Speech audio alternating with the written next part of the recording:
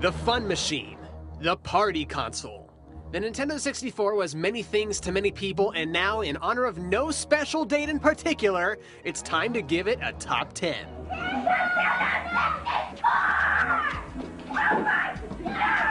But a console this epic can't possibly fit into just one list, so we're giving it that rare top 20 treatment.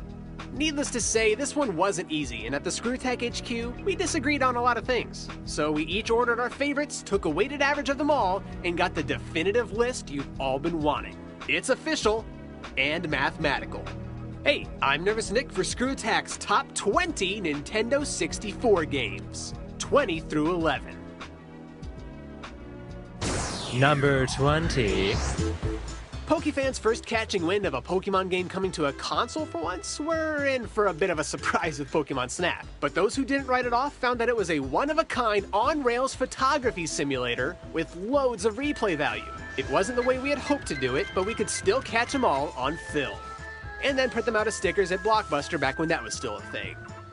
Number 19. We get it, you hate sports, but that's okay, because NFL Blitz is not a sports game.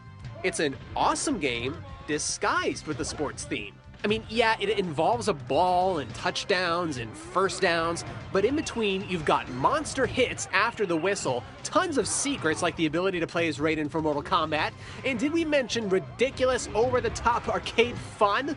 Blitz, whether you like sports games or not, is fun. And what more could you really ask for out of a game? Number 18. Truth be told, I was really hoping to see this one way later on, but the math does not lie.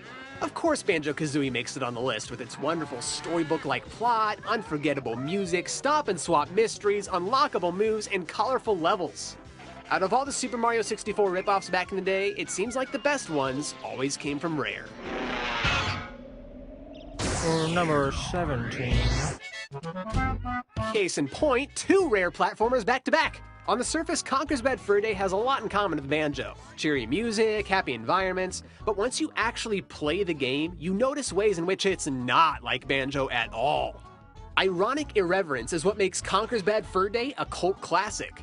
Who doesn't love drunk squirrels trying to get over a massive hangover, right? Oh, and just because we can't talk about Conker's Bad Fur Day without including this... I am the great mighty Pooh, and I'm going to throw my shit at you. Number 16. I remember being especially excited for Kirby 64 The Crystal Shards, and I don't exactly remember why. But I do know that once I started playing it, I discovered firsthand why I was right to be excited. Cool 2.5D visuals, fun minigames, secrets to discover, nifty bosses, and best of all, combining powers. Discovering everything you could turn Kirby into was half the fun. And just a tip to those of you who have yet to play it, rock plus electricity equals you in the game. Number 15.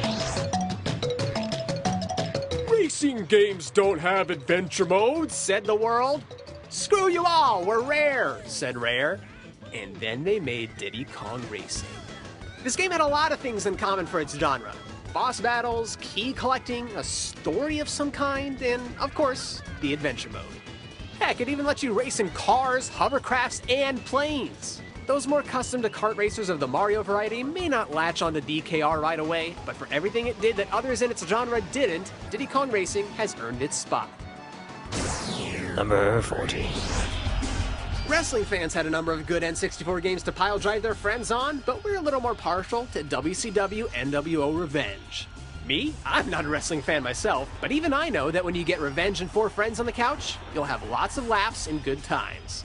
Add in a naked Bill Goldberg, and you've got yourself the 14th greatest Nintendo 64 game of all time. Number 13. Why did sports games in the 90s have such mass appeal? I'll tell you one thing though, any hockey game that starts with players rising out of the ice is off to a good start. Like other N64 sports games, Wayne Gretzky's 3D hockey was lightning-paced and was basically a polygonal cartoon version of the real thing. And like most every N64 game, period, the mayhem was all the more memorable in multiplayer. Number 12. Consoles and first-person shooters didn't always go hand in hand. But one of the games you can thank for changing all that would have to be Turok. Releasing on Nintendo's three-dimensional console before it came to PCs, the Dinosaur Hunting series debut totally changed how people viewed Nintendo. Wait, what's that? Sorry? I can't hear your complaints about Nintendo being for kids over the sound of this guy's innards flying out! And let's face it, it wouldn't be an N64 shooter without cheats, right? Big head dinosaurs, greater than regular head dinosaurs.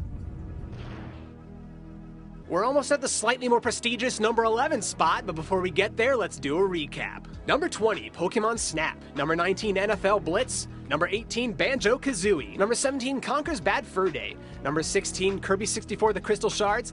Number 15, Diddy Kong Racing. Number 14, WCW NWO Revenge. Number 13, Wayne Gretzky's 3D Hockey. And number 12, Turok Dinosaur Hunter. Is number 11. Take a trip back to your childhood years. Your favorite film? Star Wars. Your favorite part?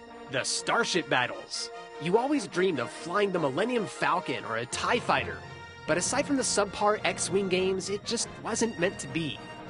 Until Rogue Squadron!